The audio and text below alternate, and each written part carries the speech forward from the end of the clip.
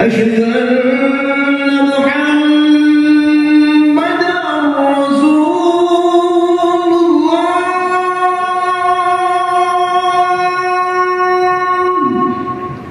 أشهد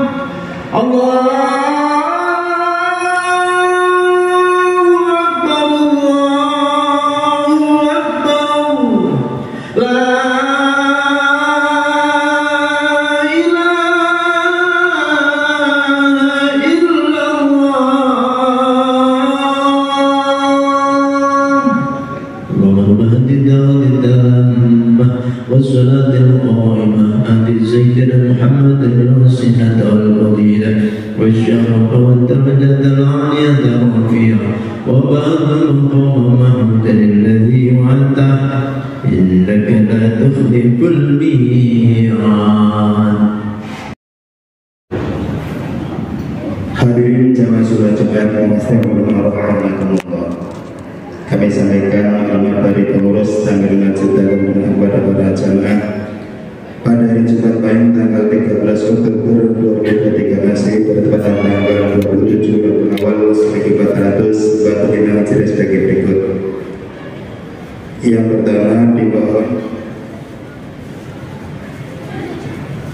atas kehadiran para jamaah, bapak ibu, saudara saudari kaum muslimin muslimat, insyaallah besok pada hari Ahad tanggal 15 Oktober 2023 yaitu pelaksanaan sholat Isra, waktunya setelah sholat subuh.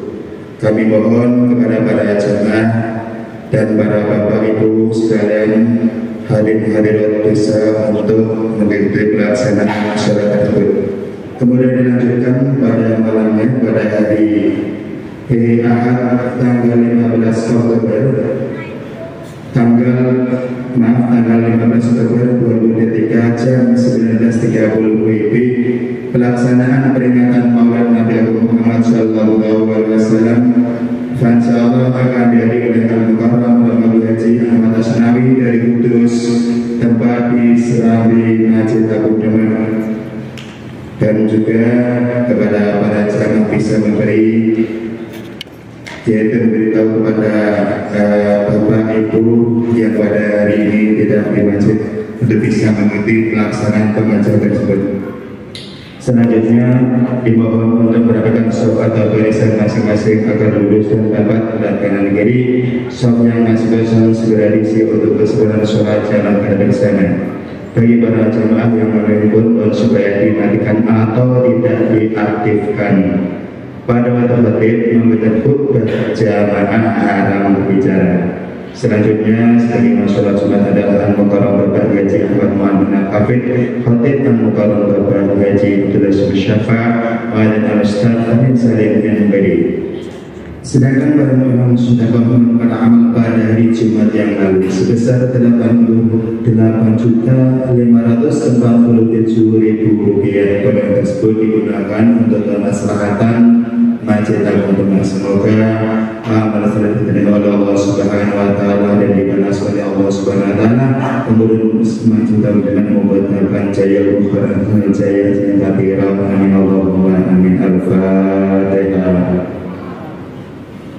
Maliki yaumiddin iyyaka na'budu wa iyyaka nasta'in ihdinas siratal mustaqim siratal ladzina an'amta 'alaihim ghairil maghdubi 'alaihim waladdallin amin.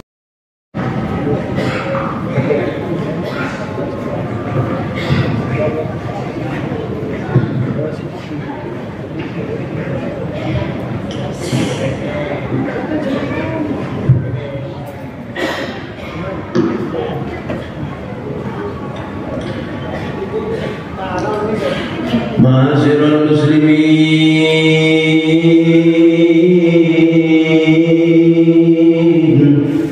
wa zumratal mu'minin rahimakumullah. Ruwiya an Abi Hurairah radhiyallahu anhu annahu qala Rasulullah sallallahu alaihi wasallam إذا قلت لصاحبك يوم الجمعة أنصت والإمام يخطب فقد لغوت.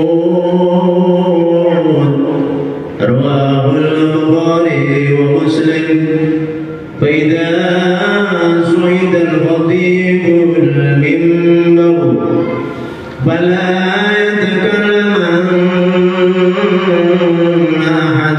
ومن يتكلم فقد لغى ومن لغى فلا جمعة له. أنصتوا واسمعوا وأطيعوا رحمكم الله. أنصتوا واسمعوا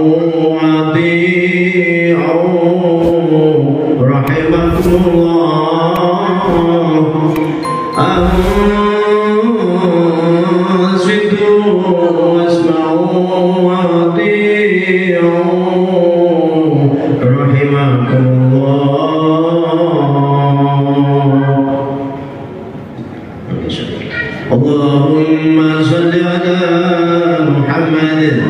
اللهم صل على سيدنا محمد. اللهم صل على سيدنا محمد وعلى آل سيدنا محمد. اللهم قوم الإسلام والمسلمين والمسلمات والمؤمنين والمؤمنات وسيرهم على معاند الدين. رب اختم لنا منك بالخير ويا خير الناصرين برحمتك يا أرحم الراحمين.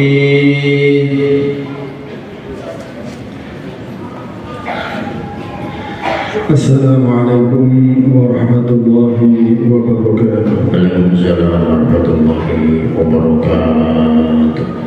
Allahu Akbar, Allahu Akbar,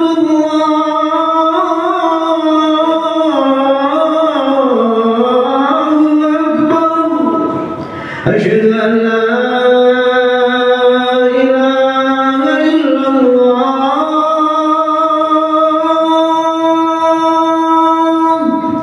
أشهد أن لا إله إلا الله.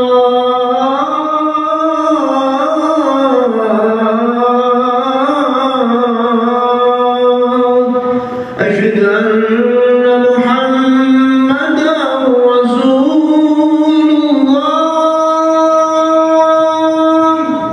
أشهد أن محمدا رسول الله.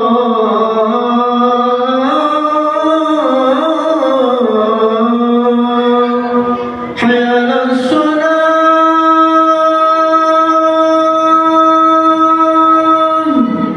حي على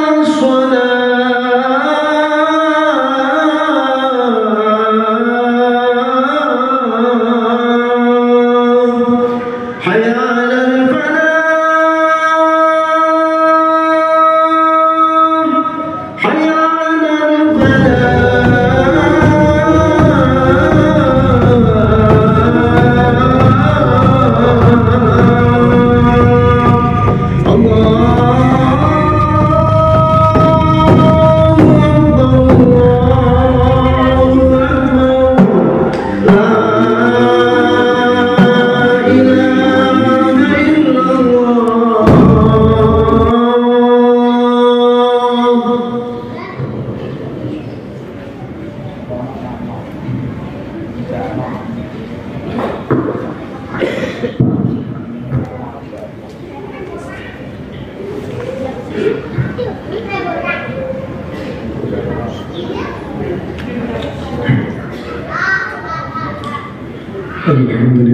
نحمده ونستعينه ونستهديه ونؤمن به ونتوكل عليه ونعوذ بالله من شرور أنفسنا وسيئات أعمالنا من يهد الله فلا مضل له ومن يضلل فلا هادي له وأشهد أن لا إله إلا الله وحده لا شريك له وأشهد أن نبينا وسيدنا محمدا عبده ورسوله اللهم صل وسلم وبارك على عبدك ورسولك محمد وعلى آله وصحبه ومن اتبع هداه أما بعد فيا أيها الإخوان أوصيكم ونفسي بتقوى الله وطاعته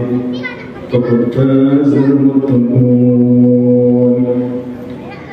قال الله تعالى في القرآن الكريم أعوذ بالله من الشيطان الرجيم يا أيها الذين آمنوا اتقوا الله وقولوا قولا سديدا يصلح لكم أعمالكم ويغفر لكم ذنوبكم ومن يطع الله ورسوله فقد فاز فوزا عظيما. وقال تعالى يا أيها الذين آمنوا اتقوا الله حق تقاته ولا تموتن إلا وأنتم مسلمون. معاشر المسلمين jamaah rahimakumullah, marilah kita tingkatkan rasa ketakwaan kita kepada Allah Subhanahu wa Ta'ala dengan senantiasa menjalankan perintahnya dan menjauhi larangannya. Dan marilah kita sempurnakan ketakwaan tersebut dengan meningkatkan amal soleh yang Allah SWT menjanjikan surga bagi para pelakunya. Wa tilkal jannatul lati uridtumuha bima kuntum ta'malun. Dan itulah surga yang diwariskan kepada kamu disebabkan amal perbuatan yang telah kamu kerjakan. Sebaliknya, فَأَمَّا مَنْ طَغَى وَآثَرَ الْحَيَاةَ الدُّنْيَا فَإِنَّ الْجَحِيمَ هِيَ الْمَأْوَى. Adapun orang yang melampaui batas dan lebih mengutamakan kehidupan dunia, maka sungguh nerakalah tempat tinggalnya. Jamaah rahimakumullah, Rasulullah SAW berwasiat kepada Abu Dzar radhiyallahu anhu, bertakwalah engkau dimanapun berada, ikuti keburukan dengan kebaikan, maka ia akan terhapus. Bergaulah dengan akhlak yang baik. Wasiat Rasulullah kepada Abu Dzar tersebut terdiri dari 3 hal. Pertama, selalu takwa dimanapun berada, sebagaimana firman-Nya, وَلَقَدْ وَصَّيْنَا الَّذِينَ أُوتُوا الْكِتَابَ مِنْ قَبْلِكُمْ وَإِيَّاكُمْ أَنِ اتَّقُوا اللَّهَ. Yang kedua, jika terjatuh pada melakukan buruk atau melakukan dosa, hendaklah secepatnya melakukan kebaikan seperti istighfar, taubat, mengaku salah dan mohon maaf, mengembalikan hasil kezaliman dan sejenisnya. وَالَّذِينَ صَبَرُوا ابْتِغَاءَ وَجْهِ رَبِّهِمْ وَأَقَامُوا الصَّلَاةَ وَأَنفَقُوا مِمَّا رَزَقْنَاهُمْ سِرًّا وَعَلَانِيَةً وَيَدْرَءُونَ بِالْحَسَنَةِ السَّيِّئَةَ أُولَئِكَ لَهُمْ عُقْبَى الدَّارِ. Yang ketiga, berakhlak baik ketika bergaul dengan orang lain. وَقُولُوا لِلنَّاسِ حُسْنًا. Dan bertutur katalah yang baik kepada manusia. Cakupan dari 2 ayat dan 1 hadis di atas sangatlah luas sekali. Antara lain sabda Rasulullah SAW, ada 3 hal yang bisa menjadikan seorang sempurna keimanannya. Pertama, la yakhafu fillahi lawmatan la'im. Tidak risau terhadap celaan orang dalam menjalankan sesuatu yang diridhai Allah. Wala yuroi bi syai'in min 'amalihi. Kedua, tidak pernah memamerkan amalnya. Wa idza urida 'alaihi amrani ahaduhuma lid-dunya wal akharu lil-akhirah athara al-akhirah 'ala ad-dunya. Apabila dirinya diminta untuk memilih dunia atau akhirat pada saat bersamaan, dia lebih mengutamakan akhirat. Beliau sallallahu alaihi wasallam juga bersabda, min husnil islamil mar'i tarkuhu ma la ya'ni.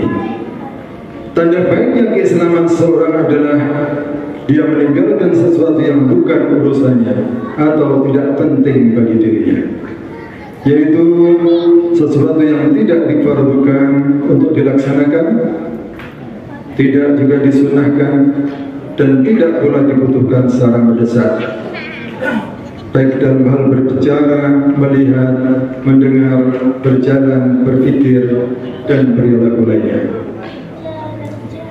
Hasan al-Basri rahimahullah berkata, tanda-tanda Allah SWT membiarkan atau berpaling dari seorang hamba adalah ayyaj'ala syughlahu fima la ya'ni, menjadikan kesibukan orang tersebut pada sesuatu yang bukan urusannya.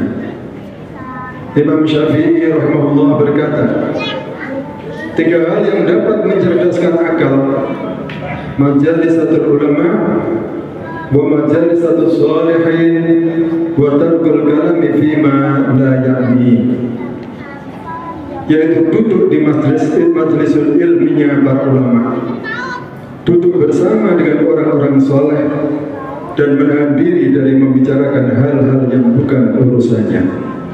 Jemaah rahimakumullah.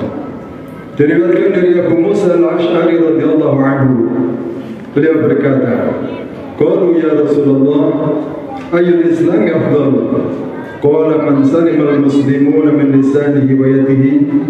Para sahabat bertanya, wahai Rasulullah, siapakah yang paling utama dalam berislam?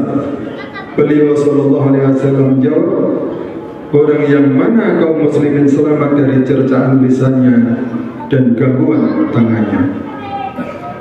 Umar bin Abdul Aziz rahimahullah berkata, man adda kalamahu min amalihi kulla kalamuhu fima la yanfa'u.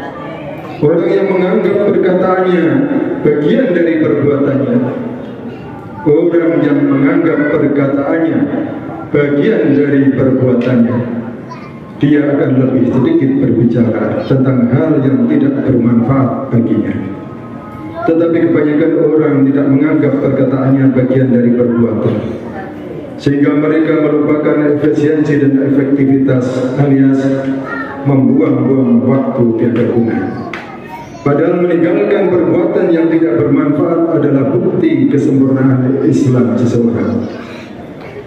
Abdullah bin Abbas berkata, likulli syai'in afatun, wa afatul ilmi an-nisyan, wa afatul ibadati al-kasal, wa afatul lubbi al-ujub, wa afatul dharfi as-salaf, wa afatul tijarati al-kadhib, wa afatul sakha'i al-tabdhir, wa afatul jamal al-khulayya, wa afatul tin ar-riya, wa afatul islam al-hawa. Segala sesuatu ada penyakitnya atau petakannya. Petakannya ilmu adalah lupa, petakannya ibadah adalah malas, petakannya kecerdasan adalah ujub, yaitu merasa lebih hebat, lebih berjasa pada keadaan atau kehidupan orang lain. Petakannya daya tarik adalah bualan, membual, omong kosong. Petakannya dagang adalah bohong, dusta. Petakannya kedermawaan adalah boros atau berlebihan. Petakannya cantik atau bagus adalah sombong atau congkak. Petakannya agama adalah riya. Petakannya Islam adalah hawa nafsu. Rasulullah SAW bersabda, "Afatu ummati ad-dinar wad-dirham." Petakannya umatku adalah dinar dan dirham, yaitu uang atau harta. Mujahid berkata, Ibnu Abbas berwasiat 5 hal padaku. Yang pertama, la tatakallamanna fima la ya'ni fa innahu aqrabu laka minas salamah wa la amana 'alaika al-khatar. Janganlah engkau membicarakan sesuatu yang tidak penting bagimu, karena itu lebih menyelamatkanmu dan lebih menjaga dirimu dari kesalahan. Wa la tatakallamanna fima ya'nik hatta tara lahu mawdi'a. Kedua, jikapun harus membicarakan sesuatu yang penting, maka pastikan waktu dan tempat yang tepat untuk menyampaikannya. Wala tumarina haliman wala safiha. Ketiga, tidak ada gunanya engkau pamer kepandian di hadapan orang yang lebih pandai darimu, maupun di hadapan orang-orang dungu, sebab orang pandai akan sebal melihat kemintermu. Begitu juga orang bodoh tidak akan paham perihal apa yang engkau katakan. Wakhlif akhaka idza ghaba anka bi mithli ma tuhibbu an yakhlifaka bi idza ghibta anhu. Keempat, jagalah nama baik saudaramu ketika dia tidak bersamamu, sebagaimana engkau senang bila nama baikmu dijaga olehnya. Kelima, wa'amal bi'amali rajulin ya'lamu annahu mukafa'un bil ihsan ma'khudun bil ihsan. Beramallah dengan penuh kesadaran bahwa cepat maupun lambat seseorang akan menerima konsekuensi dari amal-amal yang dilakukannya, baik di dunia maupun di akhirat. Yusuf bin Asbad berkata, 3 hal yang menjadikan seorang sempurna keimanannya, yaitu pertama, bila suasana hatinya sedang senang, tidak menjadikannya dia berbuat zalim. Yang kedua, jika sedang marah atau jengkel, tidak membiarkan dirinya keluar dari kebenaran. Ketiga, jika sedang berkuasa, tidak menyalahgunakan kewenangannya untuk mengambil yang bukan haknya. Syekh bin Al-Mughis berkata, 3 perkara sebagai tanda teguhnya keyakinan seorang, yaitu al-qiyam bil haqq fi mawatinil halakah, wa taslim li amrillah azza wa jalla inda nuzulil bala, wa ridha bil qada inda zawalil ni'mah. Selalu menegakkan kebenaran dan siap menanggung risiko-risikonya. Tetap tunduk pada perintah dan aturan Allah ketika sedang tertimpa bencana, dan ketika ridho terhadap takdir Allah ketika sedang terkena musibah. Demikianlah khutbah singkat ini kami sampaikan. Mudah-mudahan kita setiap saat ditambahi oleh Allah kesadaran akan hal-hal tersebut. A'udzubillahi minasyaitonir rajim. Walillahil hamdu rabbis samawati wa rabbil ardi rabbil alamin. Walillahil hamdu rabbis samawati wa rabbil ardi rabbil alamin. Walahul kibriya'u was samawati wal ardi wa huwal azizul hakim. Barakallahu li wa lakum fil Qur'anil azim wa nafa'ana bihi wa iyyakum bima fi al-ayati wa dhikril hakim wa taqabbal minni wa minkum tilawatahu innahu was-sami'ul alim. Qul hadha astaghfirullah al-azim li wa lakum fastaghfiruhu innahu wal ghafurur rahim. Allahumma shalli wa sallim wa zid wa ni'matim wa taqabbal wa barik bi jalalika wa kamalika ala zaini ibadik wa syarafi ibadika sayyidina maulana Muhammad wa ala alihi wa sahbihi wa sallim. ورضي الله تبارك وتعالى عن كل صحابة رسول الله أجمعين.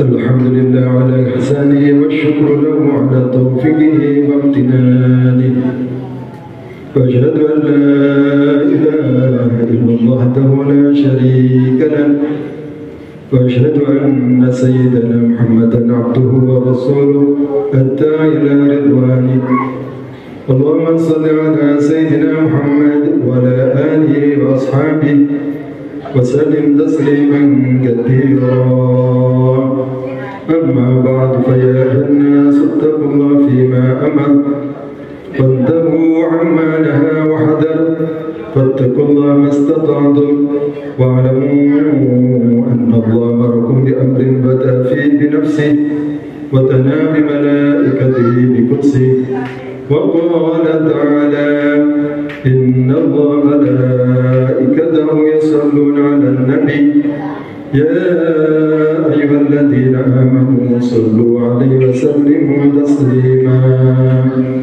اللهم صل وسلم على سيدنا محمد وعلى آل سيدنا محمد وعلى أنبيائك ورسلك وملائكة المقربين وارض عن الخلفاء الراشدين أبي بكر وعمر وعثمان وعلي وعن بقية الصحابة والتابعين وتابع التابعين لهم بإحسان إلى يوم الدين وارض عنا معهم برحمتك يا أرحم الراحمين اللهم اغفر للمسلمين والمسلمات والمؤمنين والمؤمنات الأحياء منهم والأموات اللهم أعز الإسلام والمسلمين وأذل الشرك والمشركين وانصر عبادك الموحدين وانصر من نصر الدين واخذل من خذل المسلمين ودمر أعداء الدين مع كلمتك إلى يوم الدين اللهم إنا نستغفرك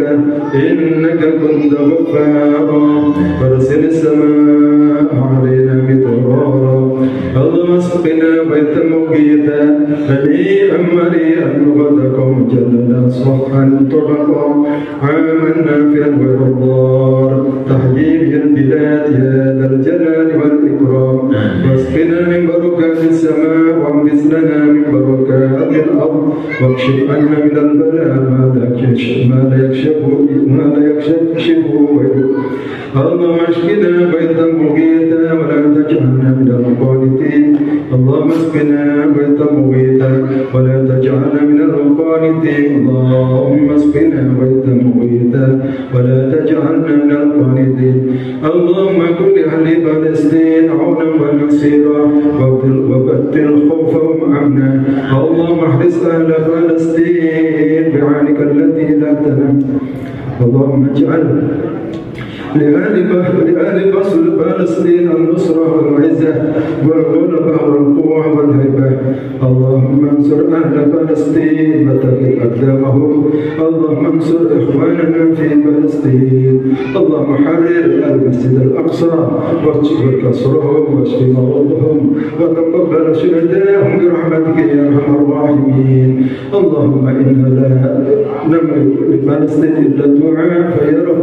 لا ترد لنا دعاء ولا تخيب لنا رجاء أنت أرحم الراحمين اللهم ادفع عنا البلاء والوباء وزلزل المحن وسوء الفتنة والمحن ما يظهر منا وما بطن عن بلدنا إندونيسيا خاصة وسائر البلدان المسلمين عامة يا رب العالمين عباد الله إن الله يأمر بالعدل والإحسان وإيتاء ذي القربى وينهى عن الفحشاء والمنكر والبغي يعظكم لعلكم تذكرون واذكروا الله العظيم يذكركم واشكروه على نعمه يزدكم ولذكر الله أكبر الله أكبر الله أكبر أشهد أن لا إله إلا الله أشهد أن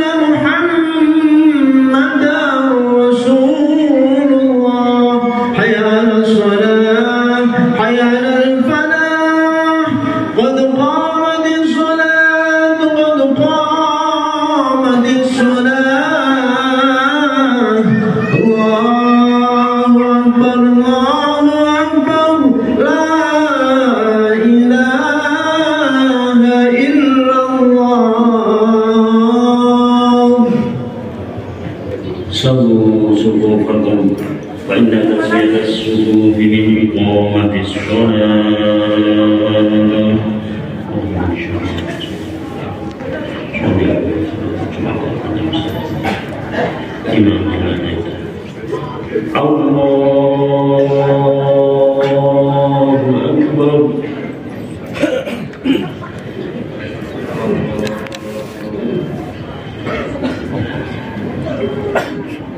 بسم الله الرحمن الرحيم الحمد لله رب العالمين الرحمن الرحيم مالك يوم الدين إياك نعبد وإياك نستعين اهدنا الصراط المستقيم صراط الذين أنعمت عليهم غير المغضوب عليهم ولا الضالين.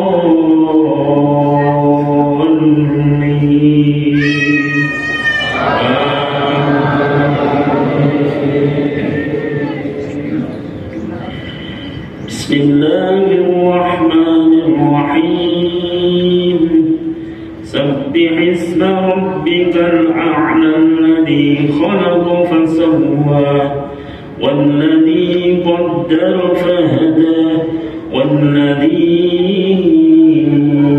أخرج المرعى فجعله غثاء أحوى سنقرئك فلا تنسى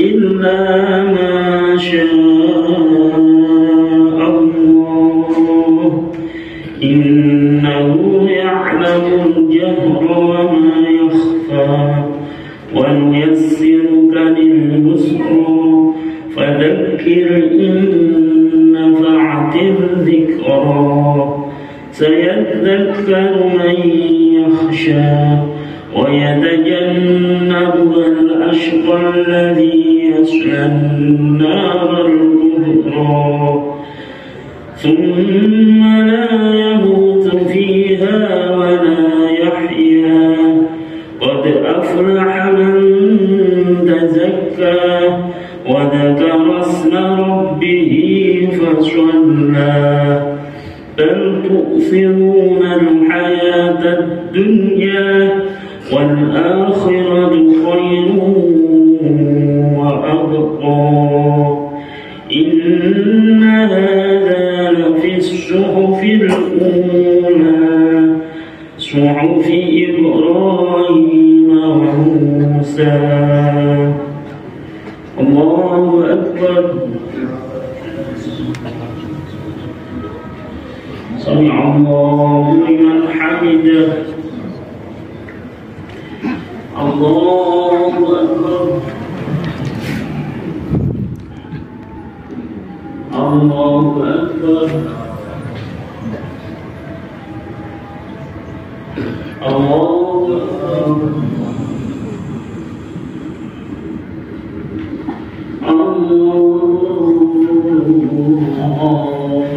الله أكبر. بسم الله الرحمن الرحيم الحمد لله رب العالمين الرحمن الرحيم مالك يوم الدين إياك نعبد وإياك نستعين اهدنا الصراط المستقيم صراط الذين أنعمت عليهم غير المغضوب عليهم ولا الضالين.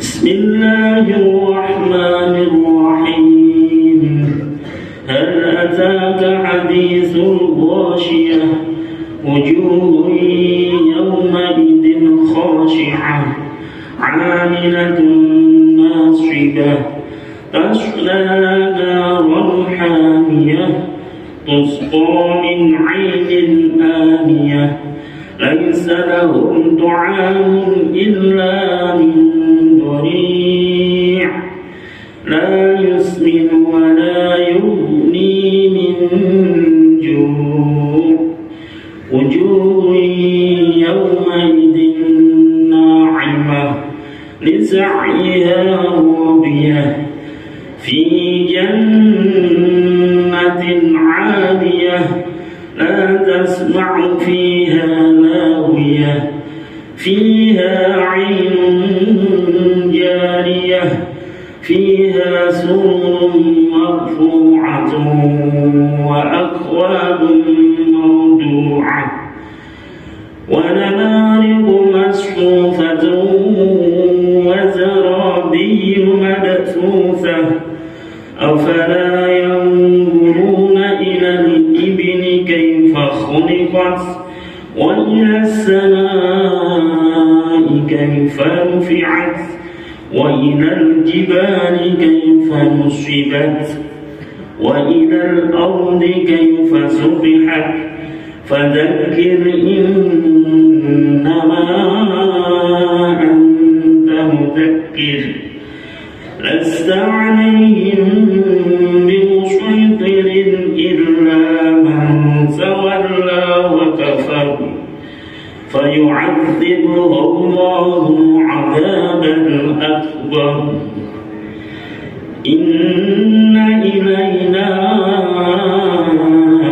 إيابهم ثم إن علينا حسابهم. الله أكبر. سمع الله لمن حمده. الله أكبر. الله أكبر. الله أكبر.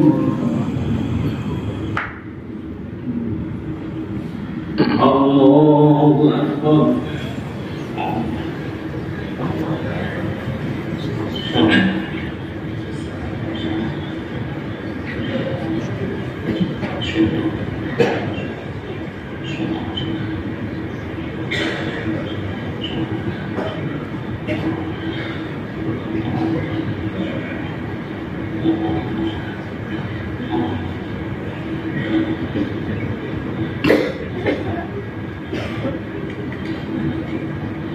السلام عليكم ورحمة الله.